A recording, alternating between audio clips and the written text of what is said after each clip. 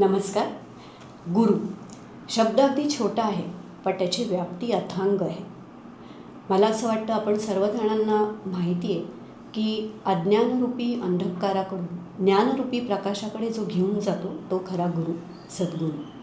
लौकिक अर्थाने बघायला गेलं तर आयुष्याच्या प्रत्येक टप्प्यांवरती आपण जी व्यक्ती आपल्याला मार्गदर्शन करते तिला आपण गुरुस्थानी देतो, गुरुस्थानी मानतो, त्यांची पूजा करतो, त्यांना आदर देतो. पण हेच आध्यात्मिकदृष्ट्या बघायला गेलं तर साधकाला जो आत्मज्ञान प्राप्तीसाठी मार्गदर्शन करतो, ईश्वर प्राप्तीसाठी जो साधकाला मदत करतो तो त्यांचा गुरु. आपण बघतोय आपल्याकडच्या सगळ्या ग्रंथसंपदेमध्ये असेल जसं की श्रीमद भागवत महापुराणे, भगवद्गीता आहे, रामायण आहे, महाभारत आहे आणि अनंत संत परंपरा, चरित्र, याच्यातनं गुरु शिष्य ह्याला खूप महत्त्व दिलं गेलं आहे. आपल्याकडे सुद्धा सगळ्यांचं आराध्य दैवत सर्वसाधारणपणे दत्तप्रभू. या दत्तप्रभूंनी सुद्धा ज्यांना वेगवेगळ्या अवतारांमध्ये ज्यांची पूजा केली जाते, ज्यांना आपण गुरुस्थानी मानतो, या दत्तप्रभूंनी सुद्धा त्यांच्या आयुष्यामध्ये 24 गुरु केले होते. तर ह्या अशा गुरुपरंपरेला वंदन करून आपण आजचा पॉडकास्ट चालू करतोय. पुढचा भाग तस्मै श्री गुरवे नमः. गेल्या भागामध्ये आपल्याकडे ज्या आल्या होत्या पाहुण्या चर्चेसाठी परत एकदा आम्हाला आनंद होत आहे त्यांचं स्वागत करायला.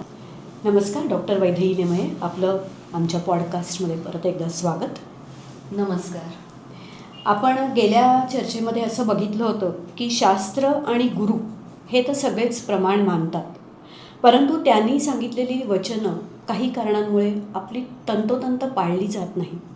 तर अशा वेळेला नेमकं गुरुवचन अक्षरशः पाळण्यासाठी नेमकं काय करावं, त्याच्या आड काय येतं, त्याच्यावर कशी मात करावी, याच्यासाठीचं एखादं तुमच्या गुरूंच्या शिष्याचं उदाहरण असेल, एखादी गोष्ट स्वरूपात असेल तर आम्हाला नक्की ऐकायला आवडेल.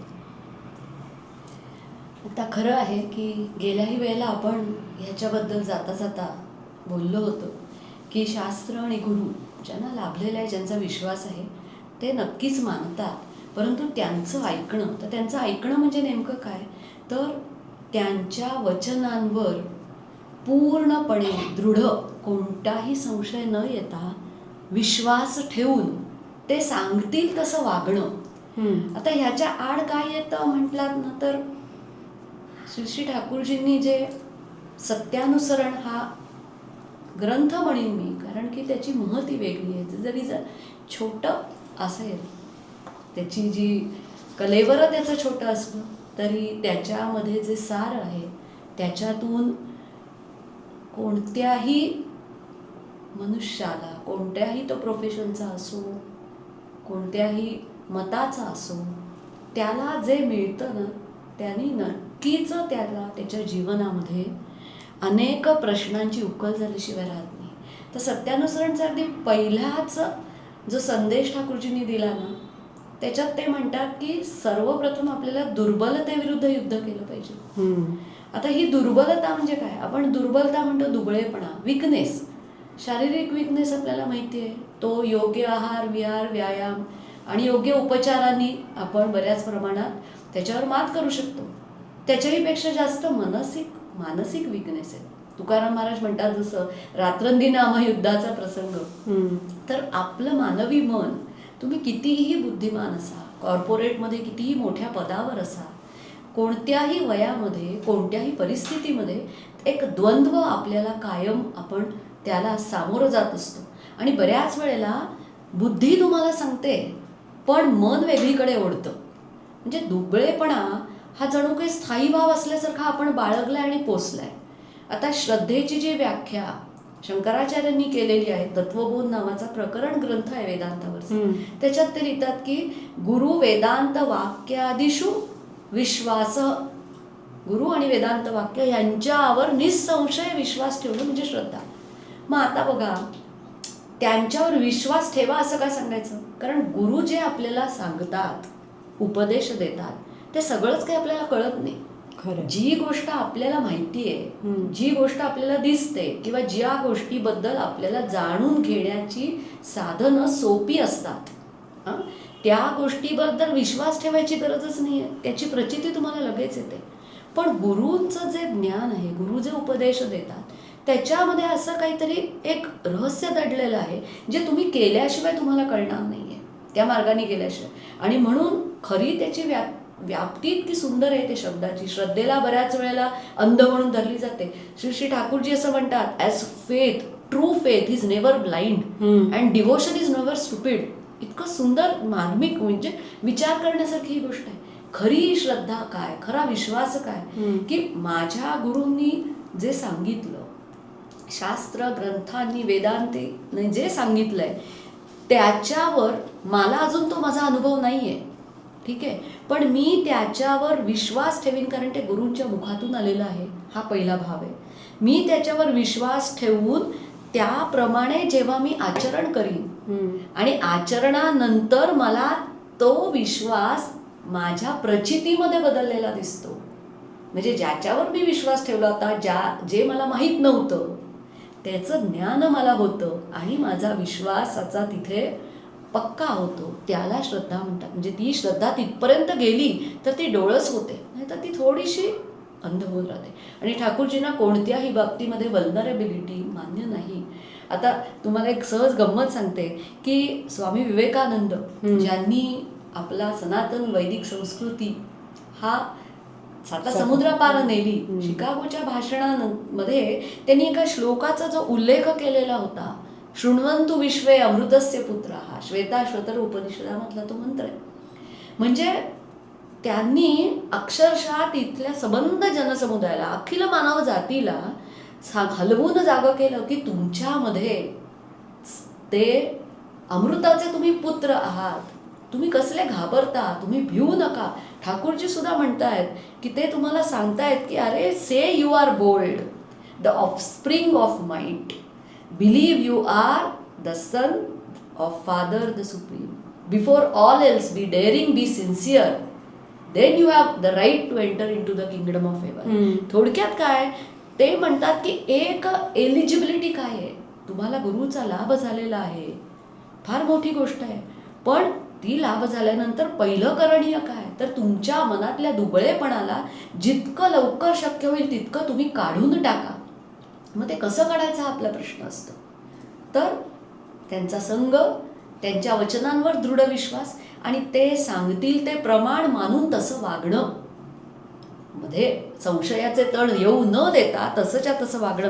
आणि म्हणून त्यांनी जसं दुबळेपणा काय सांगितला, दुबळेपणा किती चुकीचा आहे, किती तोटा निर्माण करणार आहे, तसं त्यांनी ब्रेव्हरीची सुद्धा व्याख्या दिलेली आहे. ठाकूरजी म्हणतात की ब्रेव्हरी काय आहे, खरा साहसी होणं म्हणजे काय, वीर होणं म्हणजे काय. आपण काय जाऊन मिलिटरीमध्ये जाणार नाही आहोत.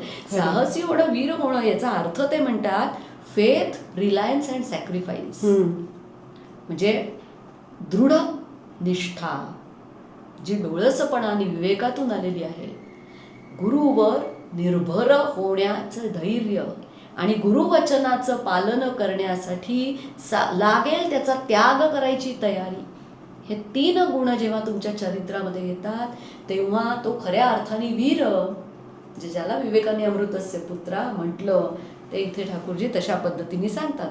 तर तुम्ही आत्ता मला विचारलं आणि त्याच्यामुळे एक फार सुंदर गोष्ट आहे, मी जरूर ती इकडे सर्वांसाठी सांगीन. गोष्ट थोडी मोठी आहे, थोडासा मी इथे काही पॉइंटर्स आहेत त्याचा आधार घेणार आहे. याचं कारण असं की ती गोष्ट ज्यांच्या बाबतीत घडली, डॉक्टर रेवती मोहन विश्वास, ह्यांना परत गुरुकृपेने मी पाहिलेलं आहे. ठाण्याच्या आमच्या घरी ते आलेले होते आणि रोटरी क्लब मध्ये माझ्या बाबांनी त्यांचं व्याख्यान ठेवलेलं होतं. त्याला ते अमेरिकेतून, न्यूयॉर्कमधून डॉक्टरेट होऊन आलेले होते, BSc MA आणि PhD. तर त्यांचं जीवनचरित्र याचं फार मार्मिक उदाहरण आहे की गुरुवचनावर नुसता विश्वास नाही, ते सांगतात ते तंतोतंत केल्यानंतर काय परिवर्तन घडतं याच्या संबंधित आहे. तर हे डॉक्टर रेवती मोहन विश्वास, आता बंगाली असल्यामुळे रेवती आपल्याला मुलीचं नाव वाटतं, पण तिथे रेवती हे पुरुषवाचक नाव आहे. तर डॉक्टर रेवती मोहन विश्वास, ते 10वीत असतानाची गोष्ट आहे. ते हॉस्टेलमध्ये राहून शिकत होते. तर त्यांच्या शाळेच्या मुख्याध्यापकांनी काही समारंभाच्या निमित्ताने भारत सेवाश्रम संघाच्या एका संन्याशांना प्रमुख पाहुणे म्हणून बोलवलं होतं. आणि ते पाहुणे आदल्या दिवशी तिथे आलेले होते, कलकत्त्याहून आलेले होते, दुसरीकडे होते. आणि तिथे त्यांची राहण्याची व्यवस्था विद्यार्थ्यांचं जे वसतिगृह आहे त्याच्यामधल्या एका खोलीमध्ये केलेली होती. आता त्या पाहुण्यांनी भाषण खूप सुंदर केलं आणि शेवटी ते काय म्हणाले की मी बघतो म्हणे लोक विवेकानंदांचा फोटो ठेवतात, त्याला उदबत्ती ओवाळतात, फुलं अर्पण करतात, अगदी साष्टांग दंडवत घालतात, हे सगळं आहे, पण ते त्यांना त्यांची शिकवण मानत नाहीत. काय शिकवण म्हणे की विवेकानंदांनी जे सांगितलं होतं की गुरु वचनांवर तंतोतंत विश्वास ठेवून तसं आचरण करणं हे आध्यात्मिक उन्नतीचं लक्षण. गुरुकिल्ली आहे किंवा हेच त्याचं खरं गमक आहे.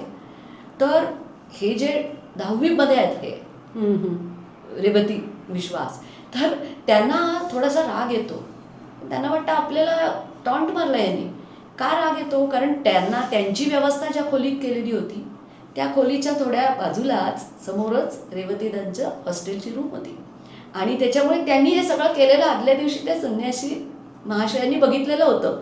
ते आपल्या जवळचा फोटो रेवती 10वीत असलेले विवेकानंदांचा काढून त्यांना म्हणजे उदबत्ती ओवाळतायत, नमस्कार करतात, ते बघितलेलं होतं. तर त्यावेळेला बघा एक संन्यासी जरी उपरोधाने बोलला तरी त्याच्यात एक आशीर्वाद दडलेला आहे. म्हणजे ही कथा वाचताना मला असं तर मनात आलं. त्यांनी असं म्हटलं तिथे की त्यावेळेला त्या 10वीत असलेल्या मुलांनी एक मनाशी प्रतिज्ञा केली की त्यांनी मला एक प्रकारे चॅलेंज केलंय माझ्या श्रद्धेला. तर जसं रामकृष्ण परमहंसांसारख्या जिवंत आदर्शाला विवेकानंद शरण गेले, जाऊन सुलाखून बघितले आणि शरण गेले, तसं मी सुद्धा कुणा जिवंत गुरुला शरण जाईन आणि त्यांच्या शब्दाप्रमाणे वागून दाखवीनच दाखवीन. हा एक गोष्ट झाली. त्याच्यानंतर पुढे असं आहे की ह्यांची जी आई आहे तिने ठाकूरजींची दीक्षा घेतलेली आहे. बरं, आता देवघरला त्यावेळेला ठाकूरजी आहेत. 1948 साल आहे आता.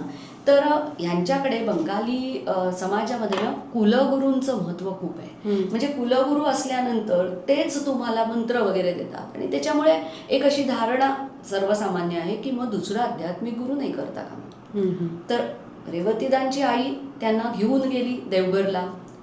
ठाकूरजींचं दर्शन झालेलं आहे. योग असा आला की त्यांना असं वाटलं नाही, ह्या महात्म्याच्या चरणी माझ्या सगळ्या प्रश्नांची उत्तर आहेत आणि म्हणून त्यांनी सुद्धा त्यांचा अनुग्रह घेतला.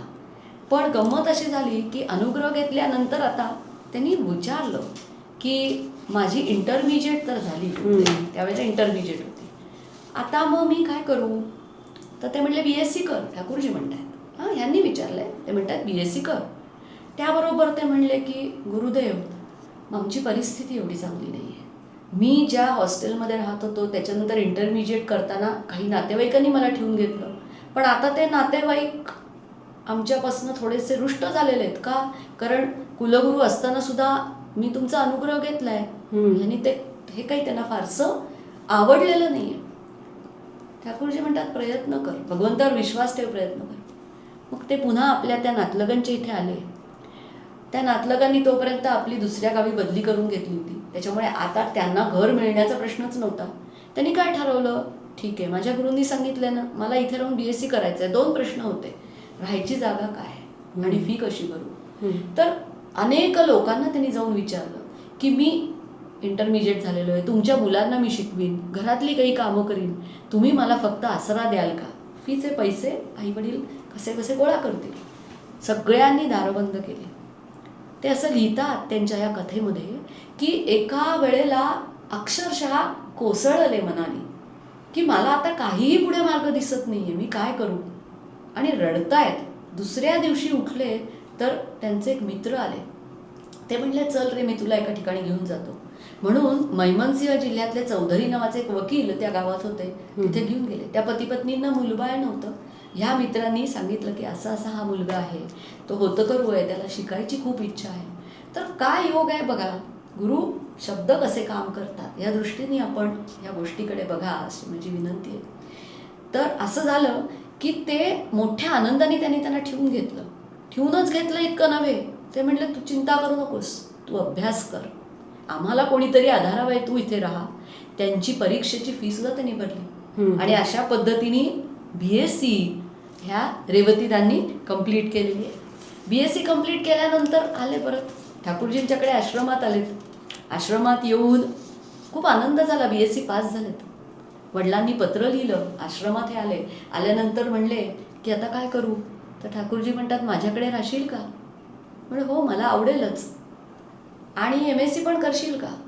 तर म्हणतात की ठाकूर तुम्ही तुमच्याकडे राहा म्हणता आणि MSc पण कर, कसं? बघू रे, अजून तुझी प्रॅक्टिकल परीक्षा बाकी आहे ना, तर ती तेवढी देऊन ये. थिअरीचं तुझं आलेलं आहे. हे परत आले, प्रॅक्टिकलची परीक्षा वगैरे दिली, फायनल रिझल्ट आला, उत्तम त्यांना मार्क मिळालेले होते. त्यानंतर पत्र टाकलं की आता परीक्षा दोन्ही झालेल्या आहेत, काय करू? तुमच्या मुलाला इकडे पाठवा. ठाकूरजींनी उत्तर दिलं त्यांच्या वडिलांना. हे त्याच वेळेला ताबडतोब निघाले. ही गोष्ट आहे 1951 सालची. बरं. तिथे गेले, देवघरला गेले. देवघरला आश्रम होता सुंदर. आश्रमवासियांच्यासाठी राहण्याच्या सोयी, जेवणासाठी तिथे आनंद बाजार, म्हणजे जसं आपण अन्न क्षेत्र म्हणतो तसं तिकडे होतं. ठाकूरजींचा सहवास. आता गेल्यानंतर हात जोडून उभे राहिले. म्हणले, ठाकूरजी त्यांना काय म्हणतात की तपोवन विद्यालय आहे ना आपलं, तिथे जरा थोडं तू लक्ष दे बरं. का म्हणे? मग आता तू ग्रॅज्युएट झालायस, तिथल्या मुलांना शिकव. अशा प्रकारे त्यांचं एक प्रकारे अध्ययन सुरू झालं. दररोज नेमानी ठाकूरजींचे दर्शन, त्यांच्या तिथे थोडा वेळ बसणं, सत्संग, आणि आपलं एक छान रुटीन म्हणतो ना आपण, रुटीन आणि कम्फर्ट दोन्ही आले बरं का. आणि अचानक एक दिवस ठाकूरजी त्यांना म्हणतात की बघ रे लक्ष्मी, म्हणजे आपण कसं म्हणतो ना बाळा सोन्या, तसं लक्ष्मी म्हणायचं. बघ रे म्हणे, आता हे पुरं कर. आता शाळेचे एक टर्म झाली ना, आता बास. आता तू इकडे हे प्रफुल्ल कुमार दास म्हणून आहेत ना, त्यांचा सहाय्यक म्हणून काम कर बरं. हां, ठीक आहे म्हणले. आणि लक्षात घे, तुला म्हणे आता MA करायचं आहे. तर MA शब्द ऐकल्यानंतर MA करू? हो हो म्हणे. आणि म्हणे बघ, मला माहिती आहे गणितात तर तू MA होशील, बंगालीत MA होशील, पण इंग्रजीत झालास तर माझ्या कामी येशील. हे त्यांचे शब्द. तर त्यांना भीती वाटायला लागली. कारण MA आणि इंग्रजी. का भीती वाटली होती? कारण ते लिहितात की 10वीच्या परीक्षेच्या वेळेला सुद्धा माझं इंग्रजी पण इतकं कच्चं होतं की कसा बसा मी त्या विषयात पास झालो होतो. आणि तेव्हापासून मी देवाला सांगितलेलं होतं, देवा माझा आणि इंग्रजीचा अजिबात संबंध येऊ देऊ नको. आणि म्हणून मला BSc सांगितलं गुरुदेवाने, तर मी खुश होतो, कारण सायन्स माझी स्ट्रेंथ होती म्हणे. आणि आता एकदम MAचं काय?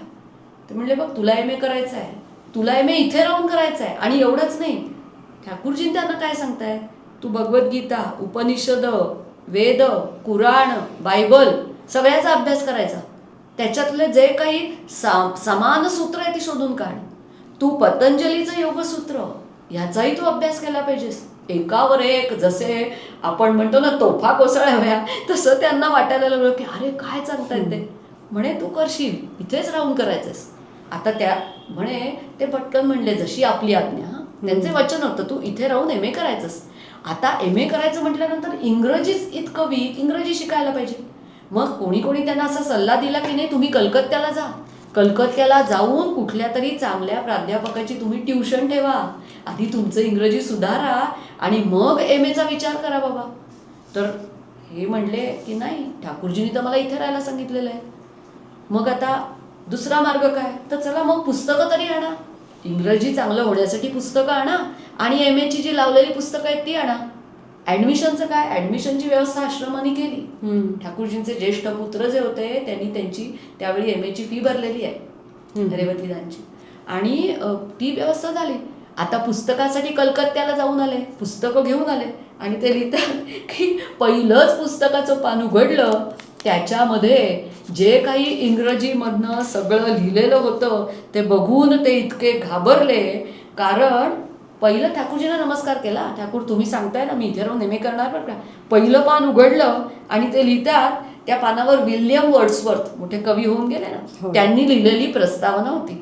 ती पाहून त्यांची अभ्यासाची झिंग वाफेसारखी पण उडून गेली. कारण त्या एका पानात जेवढे अर्थ होते त्यातल्या एकाही शब्दाचे अर्थ यांना काही नीट लागेनात. डिक्शनरी 50-50 वेळा उघडून त्यांना पाहायला लागलं की काय, म्हणजे ते आत्ता घाबरलेले आहेत. बघा हा विकनेस आला मनामध्ये की आपण करू शकत नाही. आता मी हे फेस करू शकत नाही. गुरूंना तर मी बोलून बसलो. आता आश्रमातली मंडळी म्हणायला लागली, अरे तू ठाकूरजींना समजावून सांग बाबा, तुझ्याच्याने होणं नाही, कारण तुझी इंग्रजीची ही दशा आहे, तू कसा होशील MA. तर त्यांचा आशीर्वाद आहे, मग तू नापास पण नाही होऊन चालणार. आता अनेक लोक सल्ले देतात की नाही, द्यायला लागले. पण हे म्हणले मला एक असं वाटत होतं की गुरूंनी सांगितलं तर मी नाही ही जागा सोडता कामा. त्यांनी सांगितलं नाही इथे राहा, मी इथे राहायला पाहिजे. मग म्हणे मी ते गेले ठाकूरजींच्याकडे आणि म्हणले ठाकूरजी मला कुणी धीर देत नाही, काय करू मी, तुम्ही आज्ञा केली. ठाकूरजी म्हणतात घाबरतोच कशाला, भगवंत बसलेला आहे, त्याची कृपा आहे. अरे तू तिकडे जाऊन उत्तीर्ण होशीलच, पण तू इथे राहून MA झालास तर त्याच्यामध्ये काहीतरी मिरॅकल नाही का म्हणे, काही वेगळं नाही का.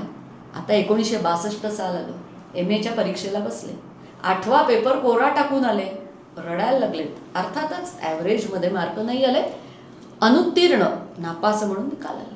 ठाकूरजींकडे जाऊन धाय मोकलून रडले, माई नाही करू शकत, मला वाईट वाटतं, मी तुमची आज्ञाही पाळू शकत नाही. आता तुम्हीच केवळ माझा भरवसा आहात, तुम्हीच माझे त्राता, स्वबळावर मी करू शकत नाही.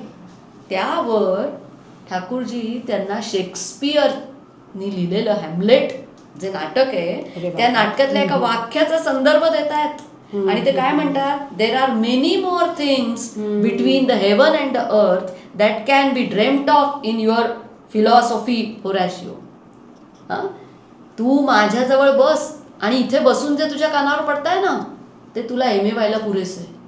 आता ते म्हणले 51ला आलेत पहा आपण देवघरला, 61 साल 62 साल उठून गेले, 10 वर्ष गेलेली आहे.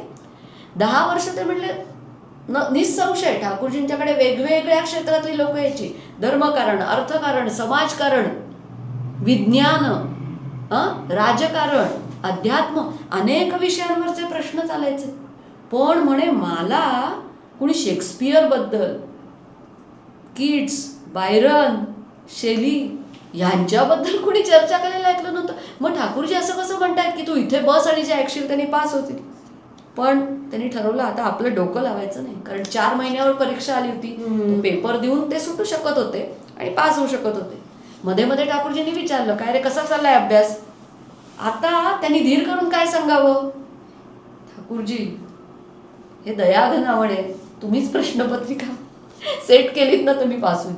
ठाकूरजी मोठ्याने हसायला लागले. शेजारच्या माणसाला बघून म्हटलं हा बघ काय वेड्यासारखं बोलतोय, म्हणून मी पेपर सेट करू. आणि हसत हसत ते रेवतीदांकडे बघतायत आणि ते लिहितात रेवतीदा की मला त्यांच्या डोळ्यामध्ये जो प्रचंड आत्मविश्वास आणि तेज दिसलं तिथे मला गुरुत्व काय असतं ते कळलं. आणि परीक्षेचा दिवस उजाडला, हे गेले, पर्यवेक्षकांनी पेपर वाटले, 1 तास त्यांनी प्रश्नपत्रिका सुलटी सुद्धा करून बघितली नाही, इतका दुबळेपणा आणि भयाने त्यांना घेरलेलं आहे.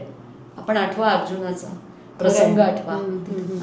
1 तास असे बसलेत आणि ते पर्यवेक्षक आले आणि म्हणले 1 hour is already pass, please write. म्हणे मी घाबरून तो 1 तासभर पूर्ण नाम करत बसले, ठाकूरजींचा नामजप करत बसलेत.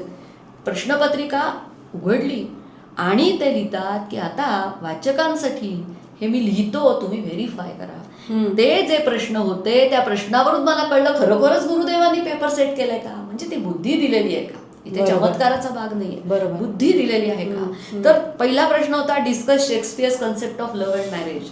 तर म्हणजे ठाकूरजींचे विवाह प्रेम या संबंधीचे अनेक वचन, अनेक विचार, त्याच्यावर झालेली चर्चा याचा मी साक्षीदार होतो. दुसरा प्रश्न होता doctor Faustus exhibits a conflict between science and religion and it is a religion that wins over ultimately justify. 5वा प्रश्न होता justify the statement that Ruskin that man is wealth not money. म्हणे मला ठाकूरजींची आठवण झाली, माणूस निजे टाका पर जो परीश माणूस धर. ठाकूरजींची शिखी बंगालीतली वाणी आहे, त्याचा अर्थ असा आहे की मनुष्य आपला आहे, पैसा नव्हे. पैशासाठी माणसाला जोडू नका, मनुष्य ही तुमची संपदा आहे असं त्यांना त्याच्यातनं सांगायचं आहे. पुढच्या पानावर प्रश्न आहे असेच the statement with reference to Galsworthy Strife that leaders without knowledge leads to destruction. इष्ट नहीं है जिस नेता को यम दलाल ही समझो उसको. अशी ठाकूरजींची एक वाणी हिंदीमध्ये भाषांतरित केली गेलेली आहे. म्हणजे ते म्हणतात ज्या नेत्याला कोणत्याही क्षेत्रातला असो आदर्श नाही, आदर्श हा नुसता कोणी गुरु सजलेला नव्हे, विचारांनी क्रांती घडवणारा, उन्नयनाकडे नेणार असा नाही, तो समाजाला स्वतः बरोबर पतनाकडे घेऊन जातो. तर हे वाचल्यानंतर ते म्हणले घळाघळा आनंदाश्रू ओघळलेले आहेत. हे सांगणे न लगे की हा ही परीक्षा ते उत्तीर्ण झाले. रात्री त्यावेळेला तार येत असे ना, हो. त्यावेळेला 1 वाजता आश्रमातले दुसरे सहकारी यांच्याकडे येतात. अरे उठ उठ, तू MA झालास, आहेस कुठे? तेच पेढे घेऊन आले. दुसऱ्या दिवशी पहाटे पहाटे ठाकूरजींच्याकडे गेलेले आहेत. अजून ठाकूरजींचं म्हणजे मुखमार्जन व्हायचं होतं. तिथे गेले आणि म्हणले, ठाकूरजी, बाबा म्हणायचे ठाकूरजींना, बाबा मी पास झालो. काय बोललेस ते ठाकूरजी? अरे वा, जय गुरु, मोठं काम केलंस. आपण म्हणतो ना, करते हो तुम कन्हैया, नाम मेरा होता है. ते इथे आपल्याला दिसतं. आणि म्हणून ह्या एका गोष्टीतनं, म्हणजे अशा अनंत गोष्टी आहेत, पण ह्या एका गोष्टीतनं ते म्हणतात, आणि त्याचा एक छोटा संदर्भ माझा राहिला. ते म्हणतात की ज्या वेळेला ठाकूरजींनी मला MA हो सांगितलं, त्यावेळेला 8 वर्षापूर्वीचा प्रसंग मला आठवला. काय प्रसंग घडला या रेवतीदांच्या BSc करत असतानाचा जो प्रसंग आहे. काय होतं म्हणे, त्यांचे एक मित्र होते, ते वयाने मोठे पण ब्रह्मचारी राहायचं त्यांनी ठरवलं होतं.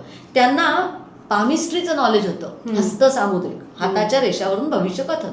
तर दोघे जण बऱ्याच वेळेला फिरायला जायचे. एकदा असंच गंगा घाटावर बसलेले असताना म्हणले, बघू रे रेवती तुझा हात. तर म्हणे यांचा काही विश्वास नव्हता, पूर्ण विज्ञानवादी ना. तर म्हणले की तुझ्या हाताच्या रेषा असं सांगतायत की तू आंग्ल भाषेमध्ये MA करणार आणि उच्च म्हणजे डॉक्टरेट मिळवायला तू परदेशात जाणार. तर म्हणे मी त्यावेळेला त्यांना म्हटलं की तुम्हाला कोणी दुसरं भेटलं नाही का? तुम्ही माझी काय खिल्ली उडवताय का? ते म्हटले नाही, तुझ्या हातावरच्या या रेषा आहेत, खोटं झालं तर मी माझं नाव बदलेन. मग ते शेवटी ह्या कन्क्लुजनला येतात कथेमध्ये की ज्योतिषी भविष्य सांगू शकतो, सद्गुरू कधी भविष्य सांगत नाहीत, पण माणसातल्या ज्या अंतर्निहित हितकर कल्याणकारी शक्ती आहे आणि त्या शक्तीला प्रत्यक्षामध्ये साकार होण्याच्या ज्या पॉसिबिलिटीज आहेत, संभाव्यता, त्यांना टॅप करून त्यांना ते व्यक्त करण्याचं सामर्थ्य शिष्यामध्ये आणतात. आणि जर माणसाने निष्ठापूर्वक गुरुआज्ञेचं पालन केलं, आपल्या सद्गुरूंना अनुसरून तसा वागला, तर त्याच्या चरित्रामध्ये उन्नयन झाल्याशिवाय राहत नाही.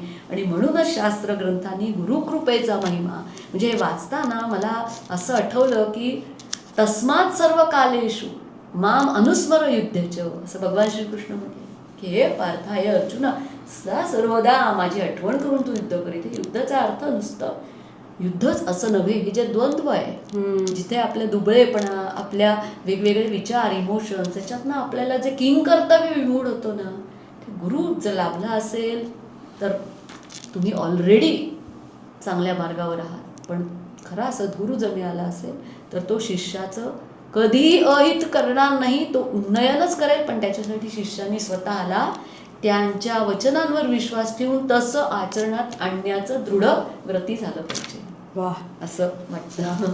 खूप खूप सुंदर. मला असं वाटतं आहे की ऐकणाऱ्या प्रत्येक श्रोत्यांमध्ये, मग तो छोटी मुलं असतील, विद्यार्थी वर्ग असेल, मोठी माणसं असतील, त्या प्रत्येकासाठी इतकी प्रेरणादायी ही कहाणी आहे. जसं मी सुरुवातीला म्हटलं की गुरु आपण करणं आणि त्यांनी सांगितलेलं तंतोतंत पाळणं, ह्याच्यामध्ये ज्या ज्या गोष्टी आड येतात त्याच्यासाठी आपलं स्वतःचं एक चिकाटी, मनोधैर्य, श्रद्धा, विश्वास हे आहेच. पण जसं तुम्ही म्हणलात की सद्गुरू काय करतो, तर आपल्या अंतर्निहित, शिष्यामधल्या अंतर्निहित सद्गुणांचं तो पोषण करतो आणि ज्याच्यामुळे त्याची उन्नती होतेच होते. पण ह्याच्यासाठी पण सर्व समर्पण जर आपलं असेल तर मला असं वाटतं ते सार्थकी होतं. जसं आपण म्हणतो की गुरु काय करू शकत नाही. मला असं आठवतं आहे, मी काही सत्संगातनं असं वचनं ऐकली होती की मुकम करोती वाचालम पंगुम लंघयते गिरीम. हे गुरु जर आपल्याला असेल, अध्यात्म मार्गामध्ये गुरु असतोच, पण इतर वेळेलाही जसं आपण म्हणतो की कुठच्याही टप्प्यावर आपल्याला मार्गदर्शक ठरणारी व्यक्तीसुद्धा आपल्या गुणांना जेव्हा मार्गदर्शन करून उन्नयनाकडे नेते, तेव्हा खरं आपल्याला यश प्राप्त होतं. तर मला असं वाटतं आपण आपल्या ह्या पॉडकास्टमध्ये आता थांबूया आणि ह्यातनं आपण एवढं मात्र नक्की शिकू शकतो की थोड्याशा कारणांनी जेव्हा आपण आपल्या मनामध्ये एक दुर्बलता येते, आपण हताश होतो, निराश होतो, तेव्हा ती गोष्ट सोडून द्यायची. का आत्ता वैदिकांनी सांगितलं तसं रेवती मोहन विश्वास यांची जी प्रेरक कहाणी आहे की त्यांनी कसं MA इंग्लिश पूर्ण केलं, पूर्णत्वाला नेलं गुरूंच्या आशीर्वादाने, हे खूप शिकण्यासारखं आहे. मला असं वाटतं या कहाणीमधनं नक्कीच आपल्याला एवढं नक्की कळू शकतं की माझं मनोबल जोपर्यंत मी वाढवत नाही तोपर्यंत माझं अपयश यशाला आपणच कारणीभूत असतो. मला असं वाटतं वैदेही ते आपण इथेच थांबूया. आम्हाला परत तुम्हाला भेटायला नक्की आवडेल पुढच्या पॉडकास्टमध्ये, आणि अशाच अनेक गोष्टी ज्या तुमच्या श्री श्री ठाकूर अनुकूलचंद्र चक्रवर्ती यांच्या चरित्रामध्ये आहेत त्या आम्हाला तुम्ही नक्की परत परत ऐकवा. एवढं बोलून मी थांबवते. आपण पुढच्या भागात भेटूया. नमस्कार. नमस्कार, धन्यवाद.